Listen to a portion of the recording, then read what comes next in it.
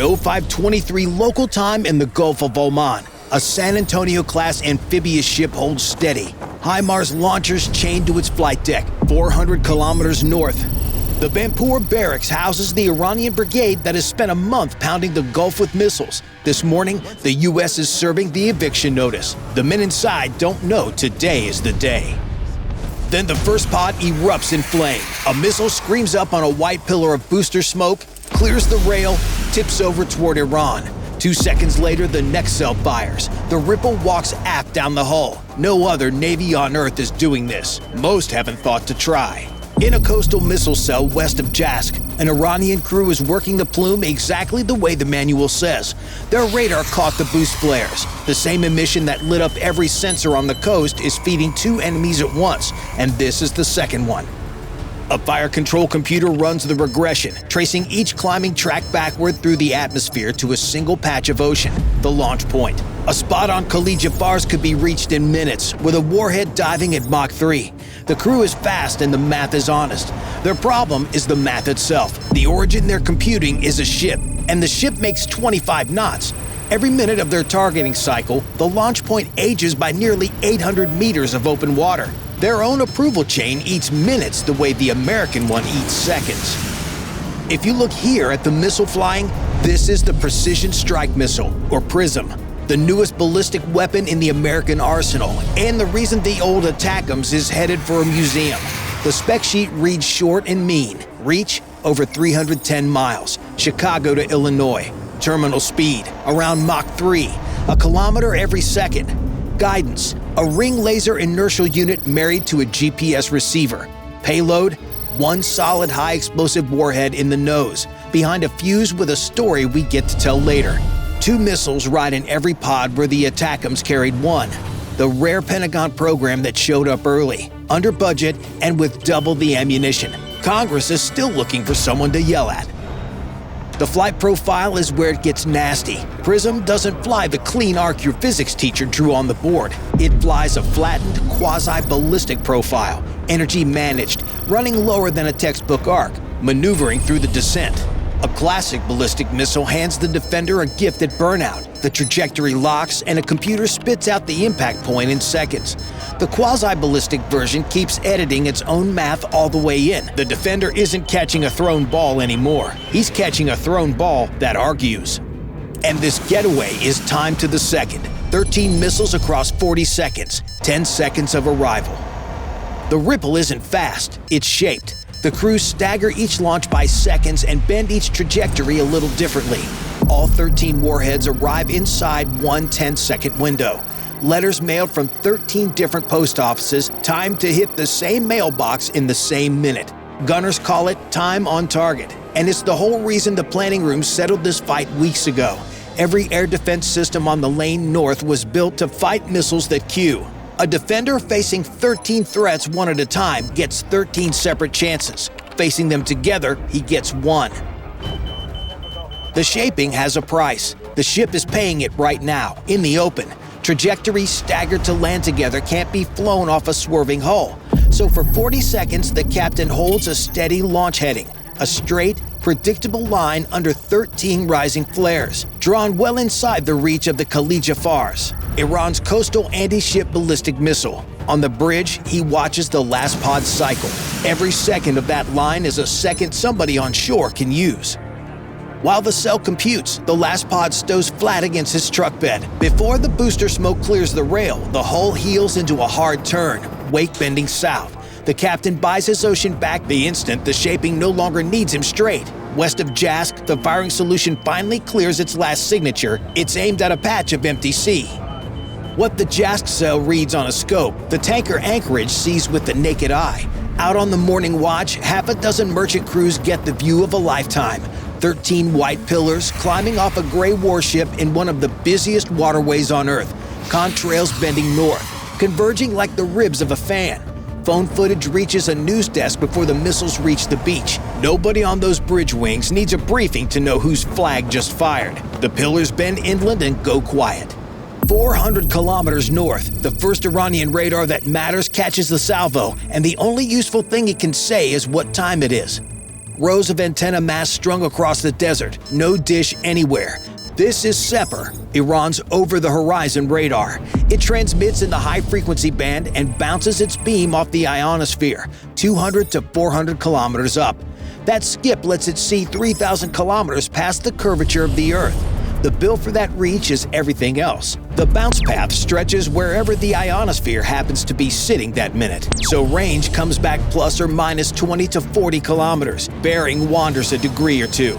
Another 50 kilometers of error at this distance. The picture refreshes once every 30 to 60 seconds. Hearing thunder from over the horizon, you know there's a storm out there, but not which cloud. The operator on the Sepehr console does everything right immediately. Flash report up the chain, southern sector, ballistic launch, countdown unknown. Then he does the only job his radar can actually finish today. He marks the launch time down to the second and sends it north. A time hack is the one gift a smeared two-dimensional picture can hand the batteries downstream. Whether anyone downstream can spend that gift is a different question. 35 seconds into the strike, the eye that decides it snaps open. In a fenced compound in southeastern Iran, a steel lattice the size of an apartment wall sweeps the southern sky and locks 13 climbing tracks. If you look here at that lattice, the Ghadir array, the sharpest long-range eye Iran owns, it sees out to 1,100 kilometers, the straight-line span of Iran's entire southern coast. Unlike the Sepehr, it builds real, three-dimensional tracks with altitude attached. What it builds is still not a shot. A firing solution needs a bearing good to 1/10 of a degree, a range good to 100 meters, and a fresh update every second or two. Precision and early warning array wasn't built to deliver. Ghadir is a lighthouse. It can help find the ship in dark water. Only the pilot boat alongside can board her, and out here the pilot boat is a battery radar that hasn't been told anything yet. So the fight stops being physics and becomes paperwork. The whole flight lasts about 300 seconds. The track has to travel from the Ghadir site to National Air Defense Headquarters, headquarters to the sector to a battery. Every hop costs half a minute at a stretch in confirmations and orders, like a smoke detector wired to a fire department that requires a notarized letter. The Ghadir crew's work is flawless. The system stacked above them is the slow part. By the time the warning becomes an order, the 13 have already spent a full minute of their 5 in the air. On the American side of this war, the same handoff runs sensor to trigger in seconds. The network does the confirming, the humans only do the deciding. The Iranian chain runs at the speed of permission. Permission is losing, and the next layer down doesn't have time to ask for it. 90 seconds in, the wave goes quiet. Burnout. The last booster starves mid-climb and the flame just stops. 13 exhaust plumes pinch off at altitude, one after another, and the contrails end in mid-air like snap chalk lines. From the ground, the salvo simply vanishes. No light left to track, no plume for an infrared sensor to drink. 13 dark shapes, each smaller than a telephone pole, coasting upward on stored speed alone. The air thins around them until there's nothing left to push against. 50 kilometers up, the sky is black at mid-morning. The curve of the Earth shows at the edges. Below, the Gulf of Oman is a sheet of hammered silver, and the Iranian coast slides underneath. The surf line, the coastal ridge, the brown folds of Baluchistan opening north. The missiles cross the beach in silence, higher than anything on this coast can climb. Every radar in the province can do nothing but watch the math. Then, one by one, the noses tip over. Small fins bite what little air exists. Each airframe rolls a few degrees, corrects, settles onto its own descent line, 13 separate solutions to one shared arrival time. The arcs flatten. This is the quasi-ballistic profile earning its keep, not falling, but steering. Speed traded for altitude on the way up comes back with interest on the way down, and the wave accelerates toward a compound that hasn't yet heard a single sound. Below and ahead, something is finally awake. One battery sits on the approach lane between the coast and Bampur, a third Khordad, the same family of systems that have helped take down dozens of U.S. surveillance drones in this war so far. Nobody takes this system lightly. Its radar is turning, its crew strapped in, and for the next 2 minutes, none of that matters, because the missiles are crossing a band of sky its interceptors cannot visit.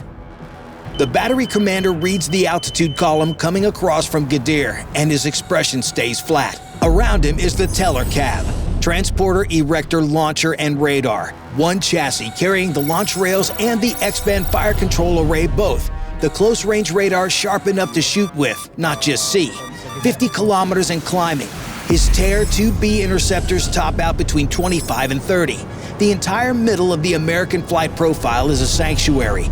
3 full miles of it right above the ceiling of every system left on this coast. The long-range batteries that once covered this corridor came off the board months ago, strike by strike. The only reachable stretch is the bottom of the dive, and the commander's console is already telling him how short that visit runs. The cab around him is quiet in the way crews get before a fight they've scored in advance. Just the hum of the arrays cooling, the operator beside him whispering the track count. Outside the armored glass, 3 loaded rails point at a piece of sky that stays empty for 2 more minutes, no matter what anyone in this vehicle does. He runs the clock backward from the Sepehr time hack, the launch second that radar marked and shipped north with the first flash report. Total flight, roughly 300 seconds. Command chain, a minute gone. Climb time for his interceptors, 20 to 30 seconds to reach altitude. The arithmetic hands him about 40 usable seconds per arrangement, opening the moment the wave falls back through his ceiling. 40 seconds, 13 targets, a fire control computer that guides 2 missiles at each of 4 targets at absolute maximum. Shoot, shoot, look. 4 channels, 13 dinner guests, a kitchen with 4 burners and everyone showing up at once. 9 Sepehr 2Bs sit on the rails across his 3 vehicles. He can read the outcome off the panel before the first launch. Even a perfect battery, every shot hit, leaves better than half the salvo untouched. And no shot at a maneuvering quasi-ballistic target is perfect. He commits anyway, because 9 missiles on the rails beat 0, and because that's what professional crews do with bad math. 2 minutes to impact. The wave falls through 30 kilometers. The sky over the battery fills with noise. 2 interceptors scream off the rails. White columns lean east on the wind, supersonic inside seconds, hunting the leading pair of warheads. What just left those rails is the Sepehr 2B, the interceptor the 3rd Khordad family fires. Radar guided all the way, a fragmentation warhead riding a proximity fuse, flying through the low air at close to Mach 4, reach out past 50 kilometers. Its problem this morning was never speed. It was the ceiling it could never climb above. Inside the cab, the launch stakes dust off the ceiling panels. The operator calls the intercept clock out loud, the only voice in the vehicle, counting down a race the arithmetic settled before the first rail fired. The intercept triangle is collapsing as they fly, an interceptor climbing at Mach 3 against a target diving at Mach 3 across its nose has to rebuild its geometry every second. A quasi-ballistic warhead that maneuvers on descent keeps tearing the solution up faster than the seeker can redraw it, catching a drop penny from a rooftop while riding the elevator up, while somebody nudges the penny. High in the thin air, 2 airbursts flower. Behind the salvo, all 13 tracks keep falling. The smoke of the 2 airbursts drifts. The wave doesn't. Down below, the battery cycles. 2 more away. An identical collapsing triangle, 100 meters closer. Both proximity fuses do their jobs perfectly at the calculated point, which is exactly where the targets had been. 4 rails empty. 5 interceptors left, and the window is shutting faster than the launch sequence can cycle a 3rd pair. The commander watches the last unusable second arrive and pass, with his hands still on the panel. And the fight south of Bampur is over. Over, in truth, weeks ago. The battery didn't lose it this morning. It lost it in a planning room when American crews decided 13 trajectories would land together instead of one at a time. Everything the commander did after that decision was execution against a settled verdict. His report goes up the chain while the last airburst is still fading. Engagement complete. 4 expended, 0 intercepts. Wave descending on Bampur. Honest numbers, sent fast. Then he orders his 3 vehicles to displace, because doctrine says the Americans hunt batteries that fire. But the base isn't the only thing on the target list this morning. Her sister ship, a 2nd San Antonio-class deck, begins her own ripple. Pods elevate in sequence down the flight deck. Boosters punch white columns into the morning air 2 seconds apart, and the hull holds its line under 6 rising flares before heeling away south, wake carving a hook in the water while the smoke is still climbing. 6 missiles, 1 straight line, gone in under 20 seconds. Their arc bend northeast, Past Bampur, toward a different set of coordinates, the rail junction west of Iranshar, time on target 0530. Armor moves by rail, and the only broad-gauge feed into the province runs through that junction. A cratered switching throat takes weeks to months of track laying to repair. She holds her last pair for the runway at Iranshar Airport. Weeks of fill-and-plate work before it accepts anything heavier than a light transport. The road alternative is over 500 miles of two-lane mountain highway. This was never just a barrack strike. This is the U.S. denying a whole province from Iran to shape the battlefield how they see fit. And the 13 warheads falling toward that compound still haven't looked at anything. There's nothing in the nose that sees. The guidance section behind the warhead has no window, no seeker, no camera, not so much as a pinhole. A ring laser initial unit counts every motion the missile makes. Across a 5-minute flight, it drifts by tens of meters at most, and the GPS receiver wipes that drift clean roughly once a second. A marching band that never looks up, every step counted, every turn rehearsed. A voice on the radio correcting the drift once a second. Satellites surveyed the aim points below to about a meter. The dormitory blocks at Bampur run 30 to 50 meters across. The circle each missile lands inside is smaller than the building it's aimed at. A seeker earns its weight when a target moves, hides, or changes shape. A barracks does none of those things. So a seeker here is a ballast, and one more part that can fail. One detail rides in that windowless nose all the same. The fuse carries a programmed delay, and nothing on the missile explains what it's waiting for. Down at the compound, nobody hears what's coming. That's not a figure of speech. At Mach 3 down low, each missile covers about 1,000 meters every second. Sound at Bampur's elevation manages 330. The shock cone trails behind the airframe, spread only about 19 degrees off its path, a narrow bow wave that reaches the ground after the warhead does. From 10 kilometers out, the missile is on the roof in 10 seconds. The sound of its passage never catches up. Lightning before thunder, except the flash is the missile. Every kilometer of altitude the Khordad couldn't reach, the sanctuary that sheltered the whole middle of the flight, arrives here converted into pure, silent speed. The shield crashes out as the hammer. Up on the wire, the sentry from the shift change hears the first sound of the entire attack, his own guns. A 4-barrel mount inside the compound slews on radar auto alert. A human saw a track. The machine caught the dive and threw the barrels at it. The recoil hammers down through the tower legs into the ladder rail under the sentry's hands. If you look here at the mount, you'll see 4 23mm barrels in a single block. This is the Mespa-1, Iran's point defense gun, built on the old Soviet Zu-23 lineage. It pours out rounds at close to 4,000 a minute.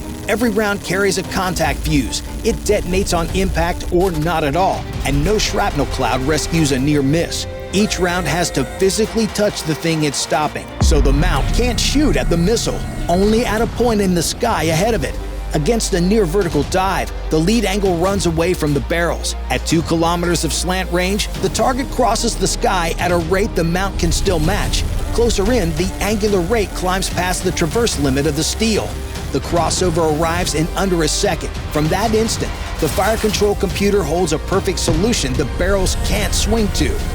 Tracers wall the sky where the missile was half a second ago. A second mount on the south wall opens up. 2 streams converge on nothing. Spent casings hammer off the mounts through a burst that lasts 2 seconds. The computer knows the answer. The steel can't reach it in time. Up the ladder, the sentry watches his own tracers chase a streak nothing on this mount catches. He's already dropping for ground when the first shadow crosses the wall. At 0528, the lead missile buries itself in the northern dormitory block of the 388th Mechanized Infantry Brigade. The first thing the building meets isn't the explosive, it's the missile. Hundreds of pounds of spent airframe arrives at 1 kilometer per second, landing with the energy of a crate of TNT. Not 1 gram of the warhead is fired yet. That impact was what the delay fuse was waiting on. The airframe punches down through the masonry roof. Only then does the main charge detonate inside the structure, where the walls hold the pressure instead of letting it wash past. These buildings were engineered against weather. What arrived was physics. Inside 10 seconds, the other 12 arrive across the compound. The second dormitory, the guest house, the guard posts, and the motor pool by the wire. Each impact throws up a column of masonry dust and the next missile falls past. Warheads thread down through the debris of the ones ahead of them. The whole compound disappears under a rolling gray curtain lit from inside. For a month, every target America struck inside Iran belonged to the Revolutionary Guard. The men at Bampur were regular army, the Artesh, a target deeper inland than any before it, hit by a ship that was over the horizon before the first warning cleared its second command hop. In Tehran, that distinction lands hard. If you enjoyed this video, watch how the US turned this Iranian missile base into a parking lot. Bye for now.